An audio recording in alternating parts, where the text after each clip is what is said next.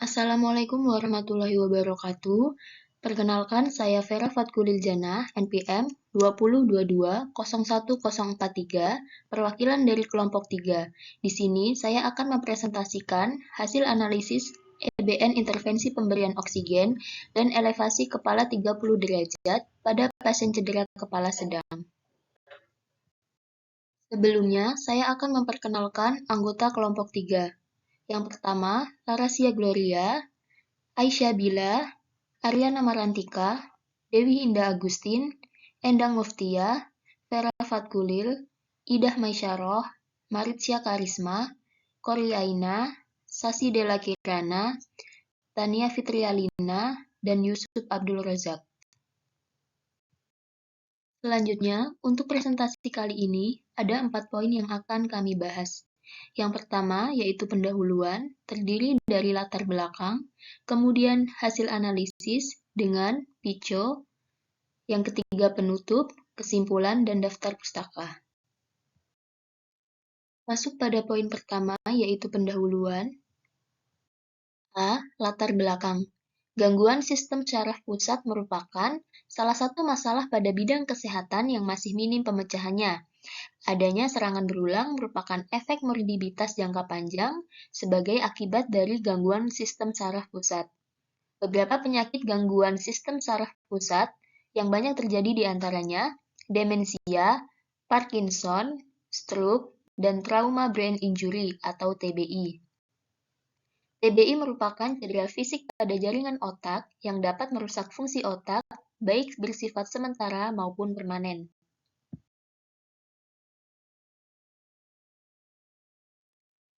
Cedera kepala juga menjadi salah satu penyebab kematian dan kecacatan utama pada kelompok usia produktif dan sebagian besar terjadi akibat kecelakaan lalu lintas, menurut Mansojur tahun 2007. Ada beberapa jenis cedera kepala antara lain cedera kepala ringan, cedera kepala sedang, dan cedera kepala berat. Cedera kepala akan memberikan gangguan yang sifatnya lebih kompleks bila dibandingkan dengan trauma pada organ tubuh lainnya. Berbagai pemeriksaan perlu dilakukan untuk mendeteksi adanya trauma dari fungsi otak yang diakibatkan dari cedera kepala. Selanjutnya, tingkat keparahan cedera kepala menjadi ringan segera ditentukan saat pasien tiba di rumah sakit. Secara normal, otak memerlukan 30-40% oksigen dari kebutuhan oksigen tubuh. Konsumsi oksigen otak yang besar ini disebabkan karena otak tidak mempunyai cadangan oksigen, sehingga suplai oksigen yang masuk akan habis terpakai, menurut Sajhir tahun 2008. Untuk mempertahankan oksigenasi otak yang adekuat, maka diperlukan keseimbangan antara suplai oksigen dengan kebutuhan oksigen otak. Masuk pada pembahasan hasil analisis menggunakan PICO. Yang pertama adalah P atau Patient atau Population. Masalah klinik dari jurnal ini adalah menentukan GCS atau Glasgow Coma Scale sebelum dan sesudah pemberian oksigenasi dengan posisi ketinggian kepala 30 derajat dan menganalisa pengaruh pemberian oksigen dan elevasi kepala 30 derajat untuk mengubah tingkat kesadaran pada pasien dengan cedera kepala sedang. Populasi atau pasien pada jurnal ini adalah seluruh pasien dengan cedera kepala sedang yang rawat inap di Rumah Sakit Greenmed Lubuk Pakam pada bulan September tahun 2018 sampai bulan Maret 2019 yang berjumlah 80 orang. Selanjutnya, I atau intervention.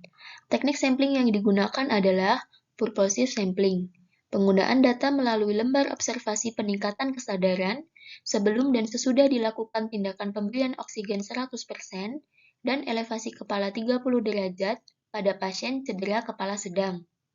Dan sedangkan pengumpulan data untuk tingkat kesadaran dengan menggunakan lembar observasi penilaian GCS pada pasien dengan cedera kepala sedang.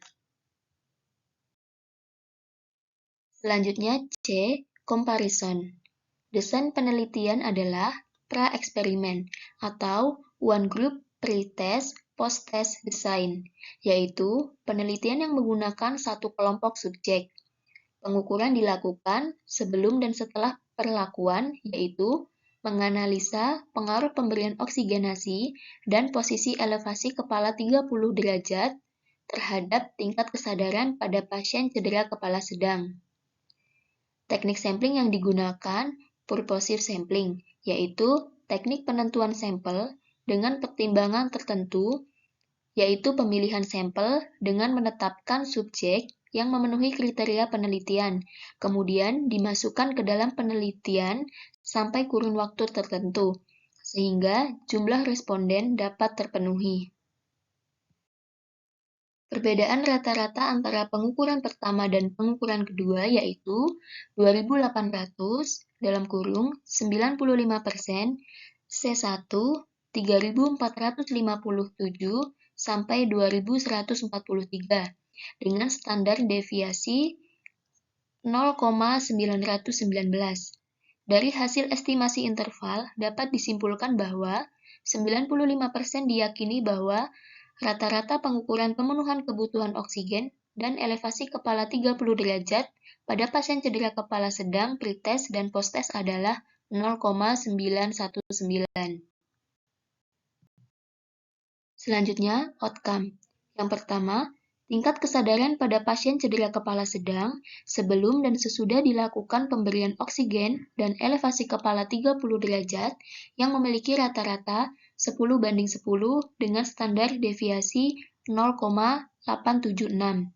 Yang kedua, tingkat kesadaran pada pasien cedera kepala sedang sesudah dilakukan pemberian oksigen dan elevasi kepala 30 derajat yang memiliki rata-rata 12/90 dengan standar deviasi 1,197.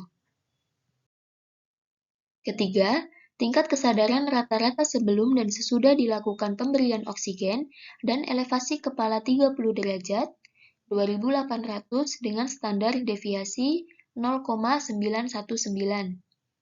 Yang keempat, ada pengaruh pemberian oksigen dan elevasi kepala 30 derajat terhadap tingkat kesadaran pada pasien cedera kepala sedang dengan nilai P value 0,000. Yang selanjutnya adalah penutup. Kesimpulan yang kami dapatkan yaitu, masalah klinik dari jurnal ini adalah menentukan GCS sebelum dan sesudah pemberian oksigenasi dengan posisi ketinggian kepala 30 derajat dan menganalisa pengaruh pemberian oksigen dan elevasi kepala 30 derajat untuk merubah tingkat kesadaran pada pasien dengan cedera kepala sedang.